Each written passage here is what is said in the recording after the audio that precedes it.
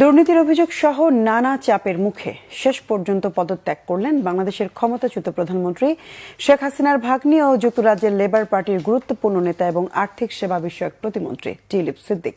ক্ষমতাচ্যুত বাংলাদেশের সাবেক প্রধানমন্ত্রী শেখ হাসিনার সাথে সম্পৃক্ততার অভিযোগ ওঠার পর তিনি পদত্যাগ করলেন। গেল কয়েকদিন ধরেই তার বিরুদ্ধে দুর্নীতির অভিযোগ নিয়ে দেশটির রাজনৈতিক অঙ্গনে ব্যাপক আলোচনা চলছিল। এই অভিযোগের পরিপ্রেক্ষিতে তার উপর থেকে দুর্নীতি বিরোধী দায়িত্ব সরিয়ে নেওয়ার দাবি জানায় যুক্তরাজ্যের দুর্নীতি বিরোধী সংস্থাগুলোর একটি জোট। তার বিরুদ্ধে এরই মধ্যে ব্রিটিশ সরকারের স্বাধীন নৈতিক উপদেষ্টা স্যার লাউরি ম্যাগনাস এ বিষয়ে তদন্ত শুরু করেন।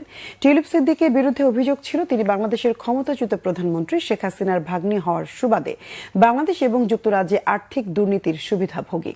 অভিযোগ রয়েছে তিনি লন্ডনের কিংস ক্রস এলাকায় একটি বিলাসবহুল ফ্ল্যাট উপহার হিসেবে পেয়েছেন।